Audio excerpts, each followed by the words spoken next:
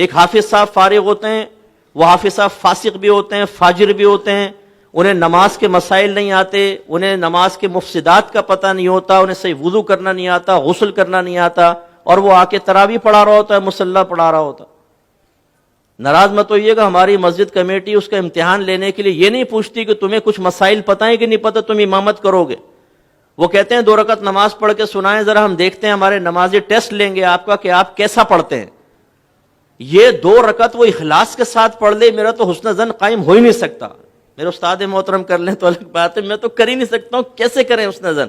وہ تو فل ریاکاری کے ساتھ پڑھے گا تاکہ لوگ متاثر ہوں اور میری جگہ بن جائے یہاں پر، اور پھر ہم اس کی خوش الہانی سے متاثر ہو کر مصلی اس کے حوالے کر دیتے ہیں، کیا پڑھا ہے جی قاری صاحب نے یار، 20 منٹ میں 20 رکعت تراویح ختم، واہ کیا بات ہے، یعلمون تعلمون یعلمون تعلمون یعلمون تعلمون، ختم صاحب۔ تو جہالت کا عالم یہ ہے کہ کوئی ہم صرف حفظ کروا کے سمجھتے ہیں کہ ہو گیا معاملہ، اور وہ خواب دیکھ رہے ہوتے ہیں کہ کوئی حافظ بیٹھے بھی، ناراض مت ہو، لیکن نبی کریم صلی اللہ علیہ وسلم نے حافظ کے لیے جو فضیلت بیان فرمائی اسے مقید کیا ہے عمل کے ساتھ۔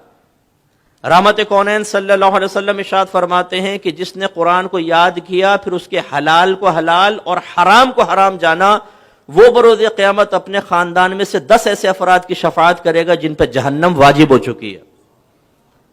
تو یہ حلال کو حلال، حرام کو حرام جانا تو بیچ میں سے ہٹا دیا۔ جس نے قرآن حفظ کیا 10 کی شفاعت کرے گا۔ حافظ صاحب چھوڑو کے گھوم رہے ہیں، یہاں تراویح پڑھائی، 27ویں میں شیو کر کے زمزم پہ پہنچے ہوئے بہنوں کی زیارت کے لیے، طارق روڈ پہ پہنچا ہوا ہے وہ یاترا کرنے کے لیے پوری رات، یہ حال ہے ہمارا۔ تو ناظرہ حفظ، اس کے بعد 6 کلمے، ایمان مفصل، ایمان مجمل، یہ 6 کلمے نبی کریم سے منقول نہیں ہے، تو بعد کی ایجادات ہیں۔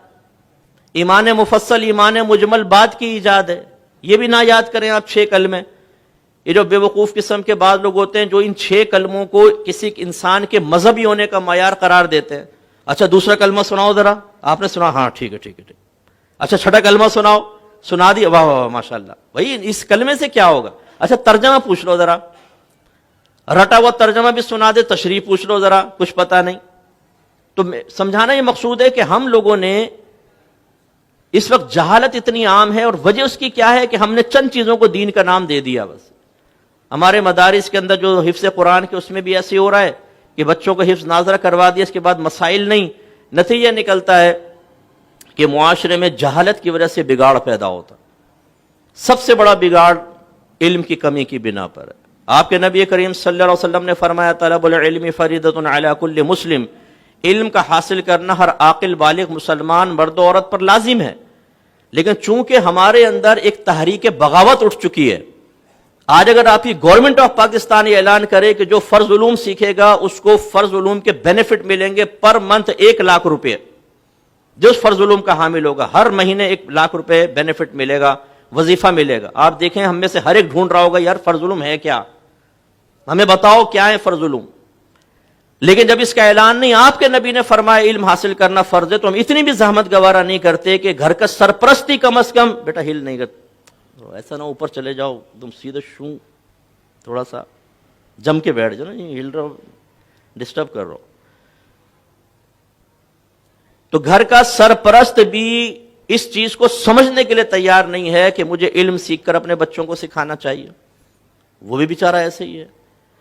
تو نتیجہ یہ ہے کہ ہمارا آج معاشرے کے اندر جو بگاڑ نظر آتا ہے اس کی بہت بڑی وجہ جہالت ہے۔